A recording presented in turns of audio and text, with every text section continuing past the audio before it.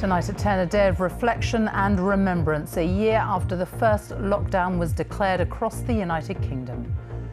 Candles lit up doorsteps tonight as people paid their respects to all those who have lost their lives.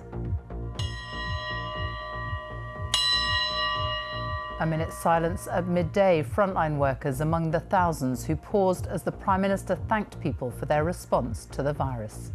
For month after month, our collective fight against coronavirus was like fighting in the dark against a callous and invisible enemy, until science helped us to turn the lights on and to gain the upper hand. Also on the programme tonight, a £5,000 fine is set to be introduced for anyone in England travelling abroad without a reasonable excuse. Scotland's First Minister survives a vote of no confidence. It comes after a parliamentary committee said she had misled them. Tens of thousands are left homeless after fire sweeps through a vast refugee camp in Bangladesh. And a look back on a year of lockdown for those who were working tirelessly on the front line. And coming up in sport on BBC News, England lose the opening one-day international of their three-match series in India as a batting collapse cost them dearly.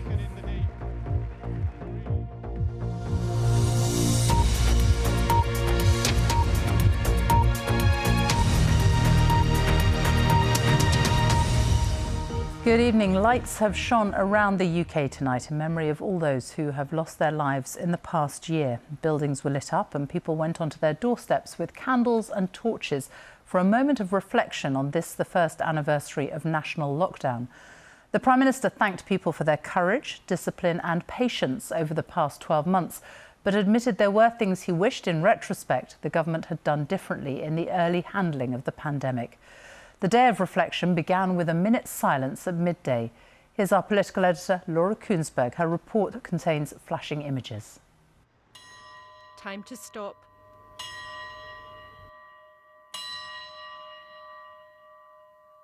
To remember that harsh first spring. Time to reflect. To contemplate that strange summer.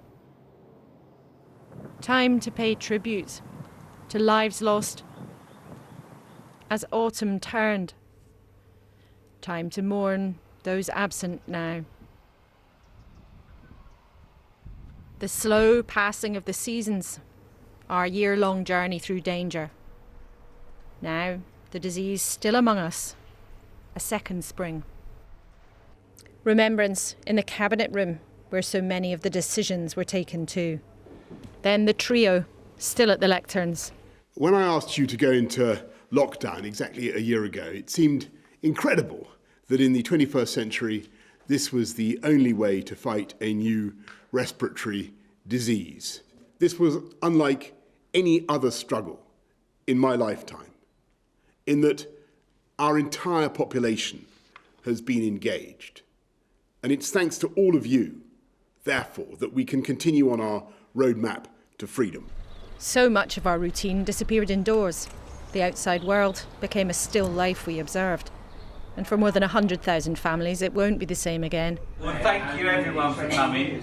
I know I haven't been all the way round yet. But When Dean fell ill last March, he and his close family suspected it might be this new strange disease. He had diabetes, but on the 18th of March, he had a sore throat. He was taken to hospital on the 30th of March. His sons weren't worried too much. I'm Oliver and I'm 12 years old. And I'm William and I'm 15 years old. But on the 3rd of April, their dad passed away. He was about to turn 52. I can't remember the last time I saw him because he was, when he was ill, he was laying on the couch and I was up in my room playing games as normal. He walked out the door and we just thought, oh, we'll be back in a couple of days. We didn't know he was going into a coma or whatever. We just thought, oh, we'll be back in a couple of days, and obviously, so that was the last time we ever saw him, when he was being wheeled out. As much as sometimes people say that it heals with time, I'm just not sure that's true at the moment. The virus has affected this family in other ways too. Work dried up for Dean's niece, and his sister Debbie has had to work and grieve at home. It's the first time I've really heard them talk about it. I mean, my heart breaks for them. As much as they need us, we're there. And as soon as we can actually get together, they're going to get a hug whether they like it or not. Oliver. After so much sacrifice, today was marked in many ways. Simple spring flowers from the Queen to doctors and nurses at a London hospital. Quiet and distant in the Commons. Silent respect in Cardiff. In Belfast too. And in Edinburgh. I know I will never be able to adequately express the depths of my gratitude for all the sacrifices that have been made by so many. But opposition leaders also wonder about government regrets. We owe both the NHS staff and those on the front line and all the families of those that have died to learn the lessons of the last 12 months, to have an inquiry and to learn what went wrong to make sure that we never repeat that. But in number 10, any reflection yet? If there's one thing you wish you'd done differently in the last year, what would it be?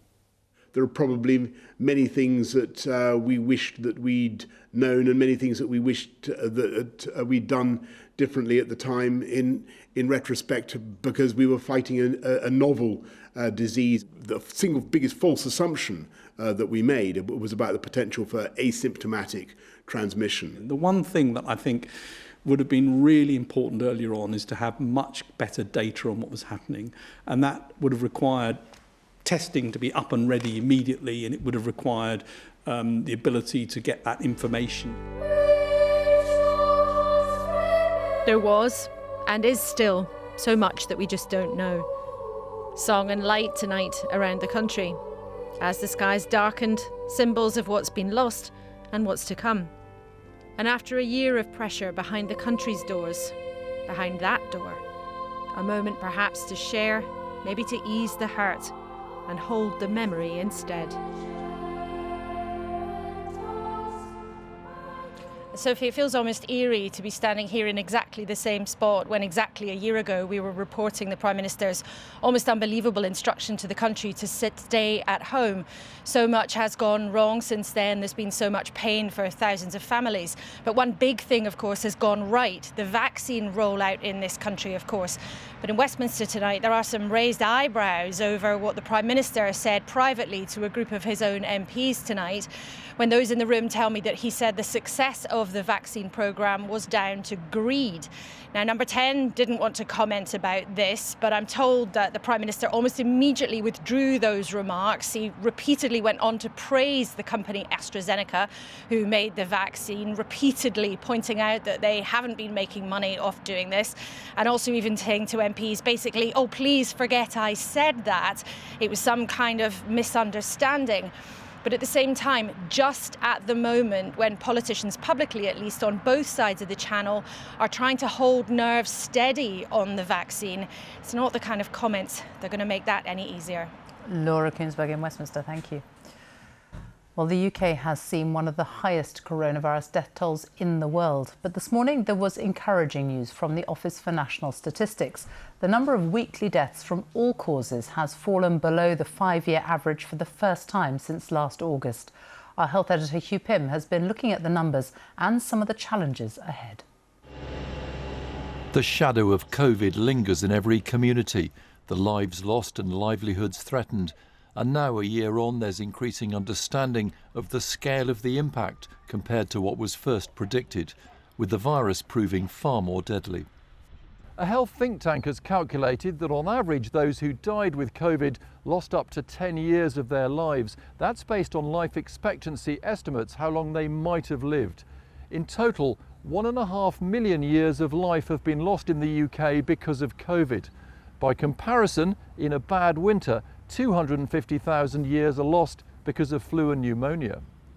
It is a devastating bombshell that hit Britain as it hit many other countries. Our loss has been much greater, and our loss has been compounded by the underlying health of the population and the disparities between different groups, which COVID has shown most starkly. But numbers are now falling. This line shows the 5-year weekly average for deaths from all causes, and this shows what's happened since January last year. There was a big spike above the average in April, mainly because of COVID deaths shown in red. then another surge from last autumn. But now UK deaths have fallen back below the average for the first time since last summer. The vaccination programme is protecting more people from serious illness and reducing the risk of dying with COVID. But some who've had the virus are still carrying a heavy burden. Come on, Tom! It's a life, but it is not like the life that I was living before. In fact, it's completely different. Come on, Tom!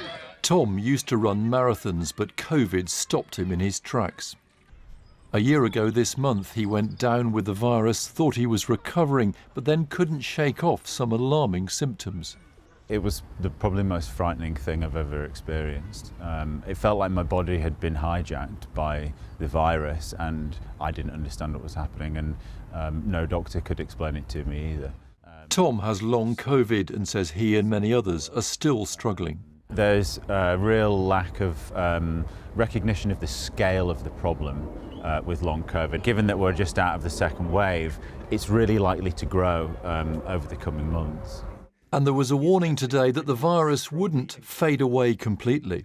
I think the chances of eradicating this disease, which means getting rid of it absolutely everywhere, are as close to zero as makes no difference. We've only achieved eradication of one disease, which is smallpox, with a phenomenally effective vaccine over a very long period of time. The hope is that coronavirus can be kept in check with low levels of hospital cases, but the NHS has a backlog of operations and procedures postponed because of COVID, so the impact of the virus will be felt for some time yet. Hugh Pym, BBC News. Our medical editor, Fergus Walsh, is with me. Interesting hearing the scientists reflecting on what they wish they had known a year ago and also what has changed. Yes, Sophie. A year ago, we didn't know that 1 in 3 people with COVID have no symptoms. And that knowledge has informed a lot of public policy, like the wearing of face masks. A year ago, community testing had been abandoned. There was only capacity to do 10,000 COVID tests a day. Now we can do over 1 million tests a day. Much easier to keep track of outbreaks. The game changer has been vaccines, not one, but several highly effective vaccines.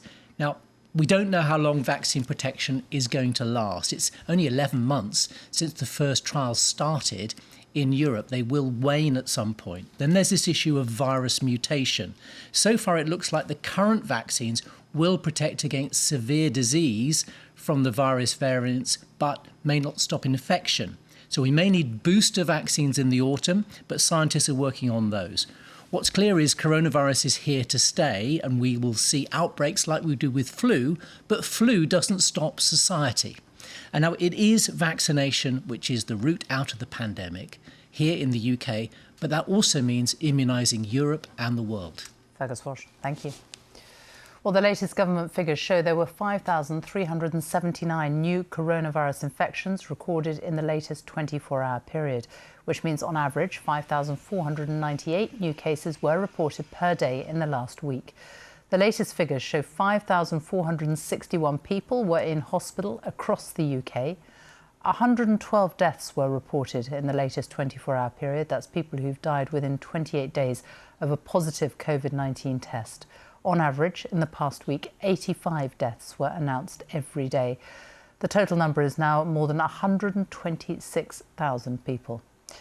As for vaccinations, more than 329,000 people have had their first dose of a COVID vaccine in the latest 24-hour period, bringing the total to over 28 million people, more than half of the adult population, and over 2 million people have had both doses of the vaccine now.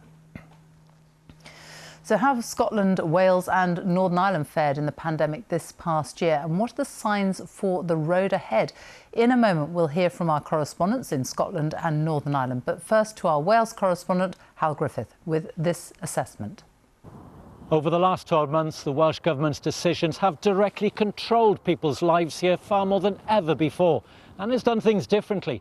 In October and December, locking down ahead of other parts of the UK. Wales has felt the full force of this pandemic, with some of the highest death rates in Britain in socially deprived areas of the country. But the situation has eased, and today, for the second day in a row, there were no new deaths reported here in Wales. The Welsh Labour government has felt the political heat when it comes to unlocking. It doesn't have a roadmap for easing restrictions over the next few months, something criticised by its opponents in the Senedd and likely to be the focus of the elections in May. Here at the Scottish Parliament, politicians have been paying their respects. Nicola Sturgeon said that almost 10,000 people have lost their lives. But the difference this year is that we have a vaccine, and around half of the adult population have already had their first dose. Scotland tends to be cautious when it comes to easing coronavirus restrictions, but there is a route map out of this lockdown. The key date is the 26th of April, when the economy will start to open up.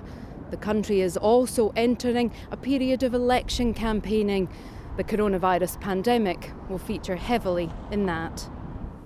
In Northern Ireland, the pandemic came along just months after the fragile power-sharing government had been newly re-established here following 3 years of collapse. And immediately they were faced with a crisis like no other.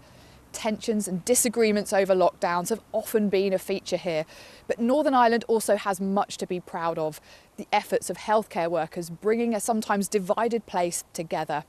The latest frustrations, though, are over the pathway out of all this. Businesses here have no dates to look forward to like they do in some other parts of the UK. And the signs are the executive will continue to be cautious in the days ahead. The unemployment rate stayed broadly stable at 5% between November and January, according to official figures, despite the latest lockdown. The data also shows that younger workers under 25 have been worst affected by job losses since last February, with hospitality and retail hit hardest. From next week, anyone in England trying to travel abroad without a reasonable excuse could be fined up to £5,000. The government says the new laws, which MPs will vote on later this week, are designed to guard against tourists bringing new coronavirus variants back into the country. Today, the Prime Minister said it was too early to say whether foreign holidays will be allowed this summer, but he said rising cases in Europe mean things look difficult for the time being. Caroline Davis reports. Memories of summer holidays past, snapshots of smiles and small moments of family time together. It's been many months since Dorata's little boy Hugo has seen his grandparents in Poland. We mentioned Grandpa, Grandma and the rest of the family, and he just goes quiet and silent and withdraws, and it's worrying me. I think so many of us have valid reasons to want to go on holiday. But, you know, I do think that there's a difference between going for leisure versus going to see your family. But for now, a trip to see grandparents abroad or holidays are still illegal. And from Monday, the government wants anyone travelling abroad without a legally permitted reason to be fined £5,000. The intention is to stop the spread of new cases and variants, which might put the vaccine rollout at risk. The proposed legislation could be in place until the 30th of June, but the government says the timetable it set out in the roadmap last month still stands. When we'll be able to travel again internationally is still not certain. This afternoon, the Prime Minister said that he hoped to have more to say about international travel by the 5th of April. The next important date is the 17th of May. That's the earliest possible date that international travel from England could resume, but there's no guarantee that it won't be pushed back. No date has been set for international travel for Scotland, Wales and Northern Ireland. Some in the industry are frustrated by the announcement. To have these fines come into force now, it's just another blow. You know, if the government wanted these draconian measures, they should have been introduced back when international holidays were first banned. It's more scaremongering. For those hoping to get away, the waiting is difficult. Raising their hopes only to reel them back in again in the painful uncertainty of the pandemic. Caroline Davis, BBC News. Germany's lockdown is being extended for 3 weeks amid fears of a third wave of coronavirus sweeping the country. Chancellor Angela Merkel warned Germany was now in a very serious situation. Tough new restrictions are being brought in over the Easter holidays to stop people from travelling within the country, and less than 10% of the population has been vaccinated. From Cuxhaven on Germany's North Sea coast, Jenny Hill sent this report. Not much to look forward to on Germany's north coast. No tourists, no trade. And for the buskers, not much fun. This country was just starting to relax restrictions. Now the shutters are coming back down. We've been left high and dry, Ulrike says. For a year now, says Britta, no gigs, no concerts, no possibility of doing anything. Angela Merkel wanted to lock down harder and faster, but Germany's regional leaders disagreed. At 3 o'clock in the morning, after 11 hours of fractious talks, she said the situation was very serious. We basically have a new pandemic, she says. The British mutation is now dominant. We're dealing essentially with a new virus, much more deadly, much more infectious. And Germany is vulnerable. Just 9% of the population has received a first dose of vaccine. At the country's biggest vaccination centre in Bremen, they could jab 14,000 people a day. They've only got enough vaccine for 2,000. It's frustrating. We want to vaccinate much, much faster. We want to fight the pandemic. People want to be vaccinated. Most people say we're up for it, and we can't offer them anything. But now they worry people won't want the AstraZeneca jab, which was temporarily suspended last week. They've had just a handful of cancellations so far. Though this couple, who just had the BioNTech jab, told us they wouldn't have agreed to AstraZeneca. For now, Easter is all but cancelled. And for resorts like Cuxhaven, insults added to injury. Germans can currently fly to Mallorca, where infection rates are low, but a holiday at home is out of bounds. It's utterly incomprehensible. People can go to Mallorca, mix with other Europeans and risk bringing infection back to Germany. It's completely the wrong decision made in Berlin. You can't tell people they can go to Mallorca, but they can't come to Cuxhaven. Politicians here like to talk about fighting the common enemy, the virus. But Europe's bickering over vaccines, Germany over lockdown restrictions. No wonder, perhaps, people are getting fed up. It's an election year here. That frustration could yet have far-reaching consequences. Jenny Hill, BBC News, Cuxhaven. Scotland's First Minister Nicola Sturgeon has won a vote of no confidence in the Holyrood Parliament with a convincing majority. A report published this morning accused her of misleading a parliamentary committee looking into her handling of sexual harassment allegations made against her predecessor, Alex Salmond. But a separate independent inquiry yesterday cleared Nicola Sturgeon of breaking the ministerial code. Our Scotland editor, Sarah Smith, has this report. Cleared by an independent inquiry yesterday, today Nicola Sturgeon has been found to have misled a Holyrood committee and faced a vote of no confidence. No First Minister who truly wanted to live up to the ideals of this Parliament should feel able to continue in post after having been judged guilty of misleading it. How can Parliament have confidence in the words of a First Minister whose words have been found to be false? If you think you can bully me out of office, you are mistaken and you misjudge me. If you want to remove me as First Minister, do it in an election. She comfortably won the vote, but the report from this Holyrood committee may be an ongoing problem. The report finds that the two women who made complaints against Alex Salmond were badly failed by the seriously flawed way the Scottish Government investigated their claims. But the MSPs on the committee couldn't agree on Nicola Sturgeon's role. They split along party political lines, with the SNP members voting against the parts of the report that criticised the First Minister.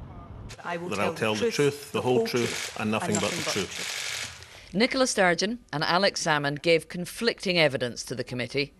She firmly denies his claim that she offered to intervene in the harassment investigation. The report says her evidence is an inaccurate account of what happened and that she has misled the committee.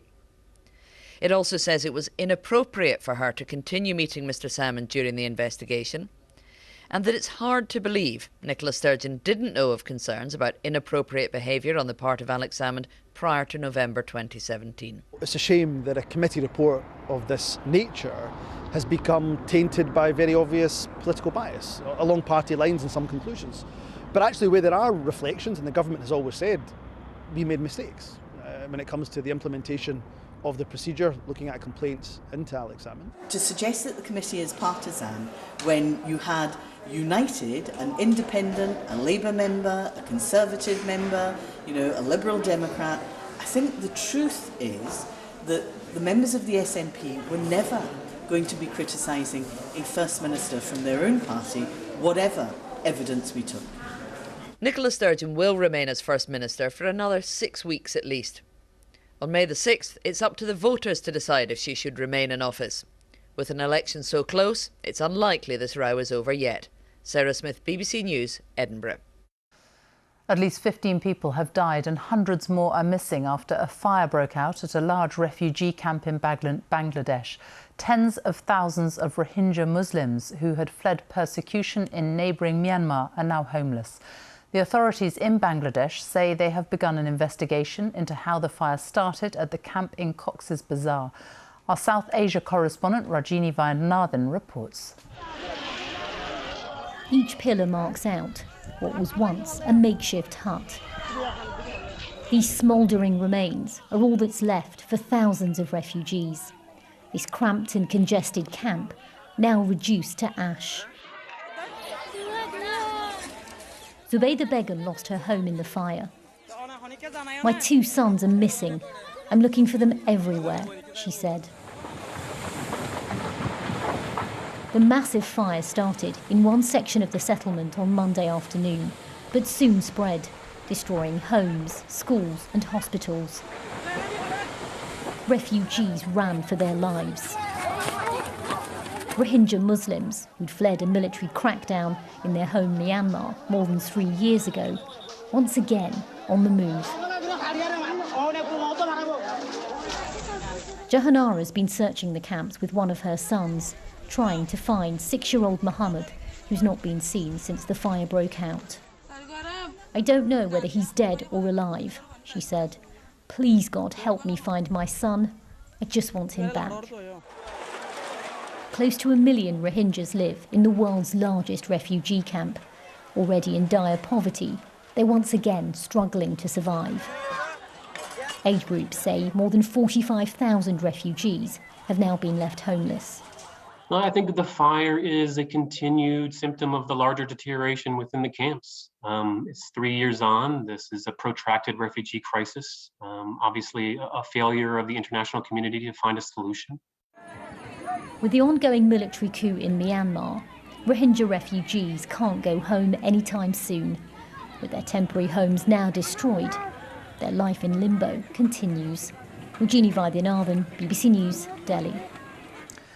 A group of former trade unionists, including the actor Ricky Tomlinson, have won a 47-year-long battle to clear their names after being convicted of illegal strike action. The Court of Appeal quashed the convictions after hearing that police had destroyed evidence which should have been part of the original prosecutions. Prince Harry has a new job at a professional coaching firm in the United States. Better Up offers counselling, mentorship and careers guidance, and the Duke of Sussex said his aim was to foster an environment for honest and vulnerable conversations around mental health. Riot police in Bristol have moved in on around 200 protesters who are demonstrating against rent prices. There were scuffles tonight as they were moved on. It comes after a protest on Sunday over reforms to a new policing law led to violence in the city. And tributes have been paid to the former England striker Frank Worthington, who has died at the age of 72 after a long illness. During his career, Worthington made more than 200 appearances for Leicester City. And we finish tonight on this day of reflection with 4 staff from University Hospital Southampton who have spent the year on the front line. They explain the impact of the last 12 months on their professional and personal lives. There were some days when you had to verify death after death, and it was really hard to detach from it. I have had a lot of mum guilt and a lot of professional guilt. The doctors told my family that I have only 40% chances of survival. COVID has taught me to be more supportive with each other and kindness, kindness, kindness.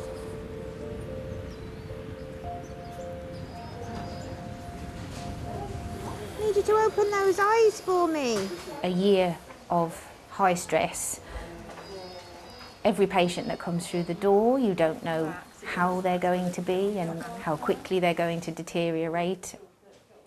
And then come home at the end of a 14-hour day and wait. No, don't touch me, don't hug me, to the people that you just want to melt into because you've got to go upstairs and scrub your body. Oh, we're coming to sit with me? OK, we'll do it together. Come on then. The children would get into the habit of then asking me, is it safe to cuddle you, mummy? 48, 50. Being made to start in the middle of a pandemic and having to learn on the job and having to adapt to a new city and a new culture, that's taught me so much and I've learned so quickly. Do you know why you're in hospital? COVID. Yeah, COVID. We had 15 deaths in 2 weeks. We would normally have maybe 5 in a year.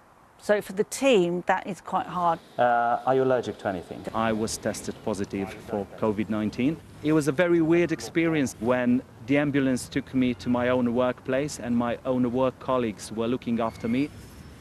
And I had way much more chances to leave the hospital in a body bag rather than on my own feet. My little soldier, because he's been through the wars. My most challenging moments are in my social life, personal life.